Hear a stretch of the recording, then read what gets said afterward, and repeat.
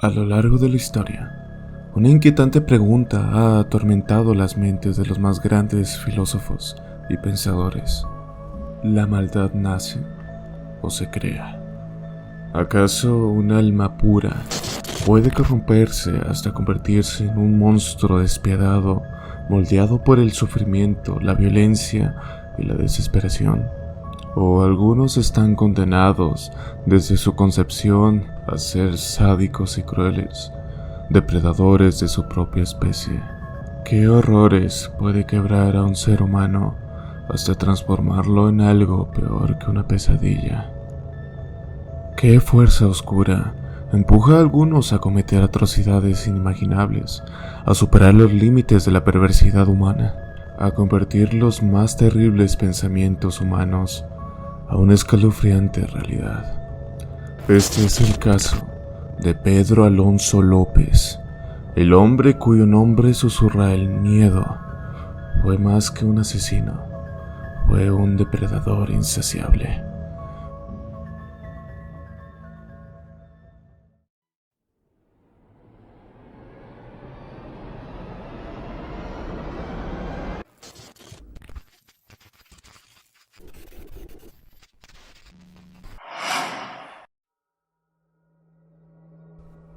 Pedro Alonso López nació en 1948, en Tolima, Colombia, en una familia sumida en la pobreza.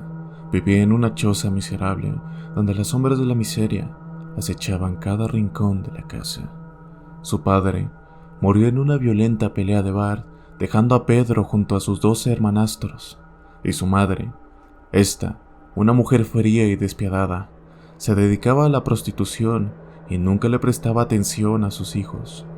Los maltrataba cruelmente, dejándolos en ocasiones sin un pedazo de pan para comer. Lo más aterrador de todo esto era que sus actos más viles los realizaba en el mismo cuarto donde dormían sus hijos. Pedro era testigo constantemente de cómo su madre se entregaba a hombres desconocidos, sumiéndolo a una espiral de horror que distorsionaría su mente desde temprana edad. La curiosidad enfermiza por el sexo creció dentro de él como una sombra oscura que lo devoraba lentamente. Un día, impulsado por su retorcida curiosidad, Pedro intentó abusar de su hermana pequeña, pero la madre, al descubrir la monstruosidad, no tuvo piedad.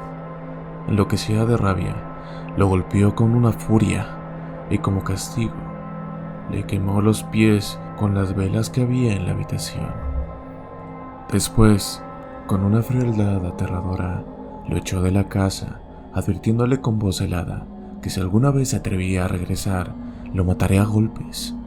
Le dijo sellando con esas palabras el destino de una alma ya perdida. Desde aquel día, Pedro comenzó a vivir en las calles, buscando comida entre la basura y pidiendo limosnas. Pero pronto, un anciano se cruzaría en su camino. Parecía amable y le ofreció comida. Con una sonrisa, le propuso llevarlo a su casa. Pedro, con tan solo 8 años, sin experiencia en las calles, aceptó sin dudar, confiando en la bondad del hombre. Sin embargo, la casa del anciano no era un hogar cálido, sino un edificio en ruinas, olvidado por el tiempo. Al entrar al edificio, el anciano cambió por completo. Comenzó a golpearlo cruelmente, para después hacerle cosas que Pedro jamás podría haber imaginado. Cuando terminó, el viejo lo miró con los ojos llenos de maldad y lo amenazó con la muerte, diciendo que si llegaba a salir de esa habitación, lo mataría. Con manos temblorosas, el anciano ató a Pedro con una cuerda, dejándolo prisionero en el cuarto. Pasando los días, el niño agotado y desesperado ya no soportaba el dolor ni el miedo. Fue entonces cuando, al ver que Pedro ya no soportaba más, el anciano lo liberó. Pero algo en Pedro había cambiado. Un fuego oscuro se había encendido dentro de él. Comenzó a desconfiar de todos. Su alma se llenó de furia y odio, Ya no podía soportar la mirada de los demás.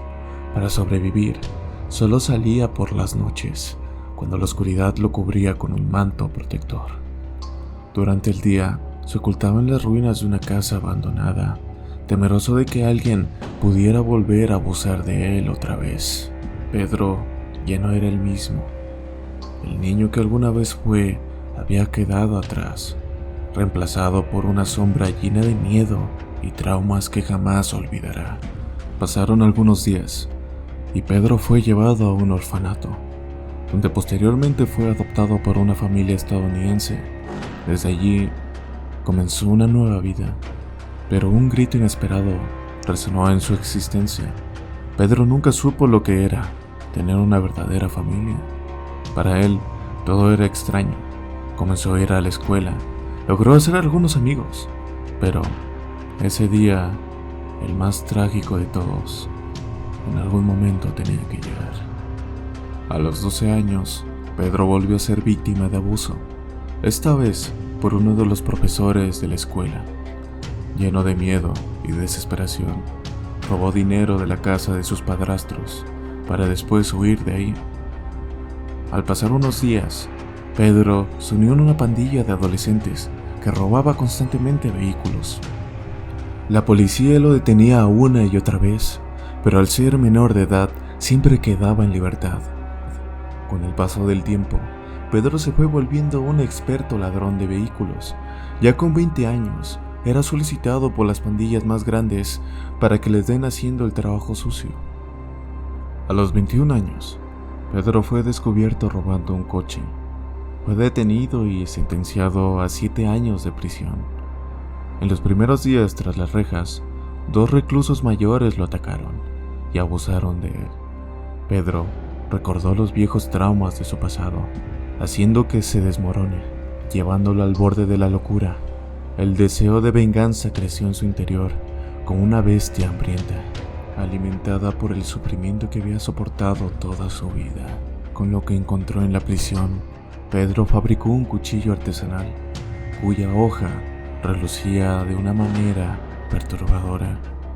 Sería la herramienta con la que Pedro acabaría uno a uno con los reclusos que habían abusado de él. En ese instante, Pedro experimentó una sensación de placer indescriptible, una eufonía macabra que lo invadió al ver a sus abusadores caer ante él. Cada vida que se apagaba ante su mirada lo llenaba de una satisfacción oscura y profunda, transformando por completo a su ser. La personalidad de Pedro se desmoronó, dejando atrás la víctima y dando paso al monstruo que hoy acecha en la oscuridad. En 1978, finalmente salió de la cárcel, pero en lugar de ser rehabilitado, se transformó en un monstruo sediento de sangre.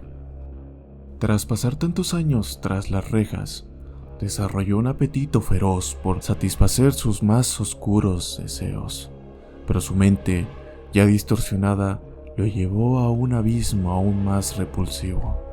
Comenzó a satisfacer sus deseos con niñas inocentes, aquellas que no tenían más de 8 a 12 años. Ese era su único deseo, su único objeto de atracción. Empezó a acecharlas en escuelas, mercados y en los vecindarios más alejados como un depredador que se ocultaba en las sombras. Una vez que secuestraba a sus víctimas, las sometía a actos indescriptibles para luego acabar con sus vidas de manera brutal. Las violaba para después ahorcarlas hasta su muerte. Comenzó a comprar golosinas para así engañar con más facilidad a las niñas, también con el fin de disimular que era un simple vendedor ambulante. Así podría pasar desapercibido, evitando que las autoridades se dieran cuenta de su oscuro labor. Con el paso de los años, la policía de Colombia empezó a encontrar los cuerpos de los niños abandonados en bosques, sus vidas apagadas por las manos de un monstruo. Pedro, temeroso de ser capturado, huyó del país. con intenciones de continuar con sus crímenes, pero esta vez en Ecuador, y luego seguir su viaje macabro, cruzando fronteras para finalmente llegar a Perú, donde su sed de sangre no conocería límites. Su modus operandi siempre era el mismo. Buscaba a niñas de entre 8 y 12 años en mercados o calles solitarias, como una sombra acechando en la oscuridad. Les ofrecía regalos o ayuda, engañándolas para que cayeran en su trampa mortal. Las llevaba a lugares apartados, generalmente en campos o en terrenos deshabitados, donde el eco de sus gritos nunca llegaría a oídos de nadie. Pedro, tras haber matado a tantas niñas inocentes, comenzó a experimentar un placer macabro al verlas morir. Una vez que secuestraba a sus víctimas, las mantenía cautivas hasta el amanecer, observando cómo el color de sus ojos se apagaba lentamente mientras las ahorcaba con una frialdad macabra. Su mente se volvía cada vez más retorcida, disfrutando de la agonía de aquellas pequeñas almas que atrapaba en su oscuridad. Comenzó a llamar a las niñas que asesinaba muñequitas, porque para él las niñas solo existían para satisfacer sus deseos enfermizos de abusar de ellas, para después disfrutar viéndolas morir. El sufrimiento de sus víctimas era su único deleite y la muerte su única recompensa. Se cree que en Ecuador asesinó a más de 110 niñas y en Perú y Colombia superó a las 300 víctimas. En 1980, en Ecuador, una madre estaba haciendo compras con su hija en el mercado de Ambato, cuando Pedro apareció. Con una rapidez inquietante, agarró a la niña y comenzó a llevársela. Las personas que estaban cerca lo vieron y rápidamente lo detuvieron. Pedro, tras ser agarrado por las personas, recibió una golpiza brutal de una decena de personas, hasta que llegó la policía. En esos días, Ambato estaba siendo azotado por fuertes lluvias que causaban inundaciones en medio del caos. Los cuerpos de 2 niñas fueron arrastradas por las aguas del río. Al enterarse que Pedro había intentado secuestrar a otra niña, la policía comenzó a sospechar de él.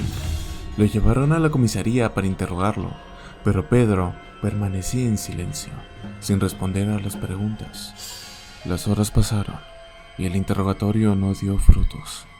Pedro simplemente se mantenía en una quietud perturbadora, volteando la mirada o riendo de forma inexplicable, lo que hizo que los oficiales comenzaran a pensar que estaba completamente fuera de sí. Desesperados y con pocas opciones, la policía decidió llamar a un sacerdote, el padre Córdoba Gudino, con la esperanza de obtener alguna respuesta. Apenas el padre entró a la sala, Pedro comenzó a confesar detalladamente cada uno de los horribles crímenes que había cometido. Su confesión duró toda la noche. Sin embargo, cuando el padre salió del cuarto de interrogatorio, su mirada estaba perdida, completamente traumatizado por lo que acababa de escuchar. No pudo creer las atrocidades que había cometido. Y lo peor de todo, la falta de responsabilidad de la policía por no haber detectado esos horrores mucho antes. Los policías no sabían nada sobre los acontecimientos hasta que descubrieron los 2 cuerpos. Y eso nos hace pensar que cualquiera que esté viendo este video, si llegase a ser secuestrado, es probable que la policía lo descubra, pero ya sería demasiado tarde. Supuestamente por estupro de menores de edad. No me han cogido flagrante en el hecho. Se me sigue un juicio por ley como atenuante, porque era mi deber llevar a la policía, donde estaba en impunidad, la usamenta de cadáveres por parte de la justicia y la sociedad. ¿Cometió usted todos esos delitos? Pues participé en el hecho, insinuado por otra persona de parte de Jorge Patiño, ¿En cuántos? de nacionalidad ecuatoriana. Yo soy colombiano. ¿En cuántos delitos participó usted? Aproximadamente yo participaría en unos 4. ¿Mató a alguien? Pues me enseñaron y no me gustó. ¿Qué mensaje puede dar a la sociedad para que no vuelva a cometer esos delitos?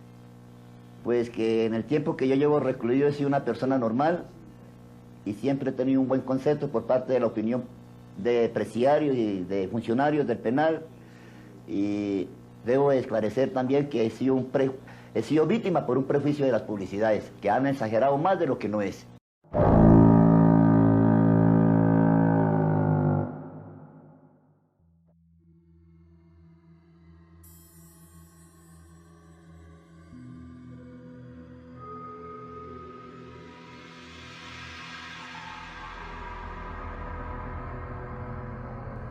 Pedro, a pesar de haber confesado haber matado a más de 300 niñas inocentes, solo fue condenado en Ecuador por 110 homicidios. La sentencia que recibió fue una cruel burla a las víctimas: 16 años de prisión, el máximo permitido por la ley ecuatoriana en ese momento. Un castigo ridículo para la magnitud de sus crímenes. El mal había caminado libremente por demasiado tiempo, y a pesar de su confesión, nunca se le dio la justicia que se merecía. En 1994, fue liberado por buena conducta y le restaron 2 años de prisión, a pesar de ser un asesino serial que ya había confesado sus crímenes. Las autoridades ecuatorianas, al enterarse de su naturaleza, lo deportaron a Colombia, donde fue arrestado nuevamente por un caso pendiente de asesinato. Señores, me voy libre, paso a migración. La alegría duró poco tiempo, solo estuvo libre cerca de 1 hora. Por extranjero e indocumentado no pudo irse a su país. El intendente de policía de Pichincha le planteó un nuevo juicio para deportarlo y ordenó su reingreso a la cárcel. Usted es extranjero y si usted no tiene la documentación en regla, yo no puedo ponerle en libertad. ¿A dónde está el carro? Mientras regresaba al CDP, varias madres de familia impugnaban su libertad. Yo, pasando algo con mis hijas, yo mismo le hubiera matado. ¿Usted qué opina? No, eso es un peligro para... Pero ya ha pagado 14 años. Sí, pero y él no ha cambiado en nada. Pedro Alonso López obtiene su libertad tras 14 años de prisión en el ex penal García Moreno. Él fue juzgado por 15 crímenes y violaciones, pero tiene un centenar de acusaciones. Asegura que no es el culpable directo, pero acepta ser cómplice. ¿Cuántas violaciones realmente cometió Pedro Alonso? Yo no cometía, yo estoy implicado como cómplice. Claro que participé en el hecho, pero... Él acusa a Jorge Patiño de ser el autor directo de las violaciones, pero al parecer este personaje es un invento suyo. O sea, ¿Tú le mataste? Sí, porque me tenía sugestionado bajo amenaza de muerte, que si lo delataba, que él me mataba. Pero Jorge Patiño eres tú mismo, decía. En 1998 fue sentenciado a 20 años de prisión, pero en 2002 fue liberado bajo fianza. Después de su liberación, en 2002, López desapareció sin dejar rastro. Se emitió una orden de captura en su contra por un nuevo asesinato en Colombia, pero nunca se le volvió a ver. Algunas teorías sostienen que murió en la selva o fue asesinado por alguien en busca de venganza, mientras que otros sugieren que simplemente cambió de identidad y sigue su macabro camino, asesinando en algún otro lugar, lejos de la mirada de la justicia. Hoy en día, su paradero sigue siendo un misterio. Es considerado uno de los criminales más buscados y se le clasifica como prófugo de la justicia. Pedro Alonso López se le describe a sí mismo como un hombre del destino, sin una pizca de remordimiento por sus crímenes. En las entrevistas que concedió, hablaba de sus asesinatos con una frialdad aterradora y afirmaba que las niñas eran felices en el momento de su muerte. Lamentablemente, los policías que afirmaban haberlo capturado Confesaron que incluso después de pasar años en prisión, ellos sabían que en el momento en que fuera liberado, continuaría con sus crímenes. Para él, asesinar niñas pequeñas era el placer más intenso que jamás había sentido. A pesar de haber declarado esto a la policía, lo dejaron en libertad, sin imaginar las consecuencias mortales que su liberación traería.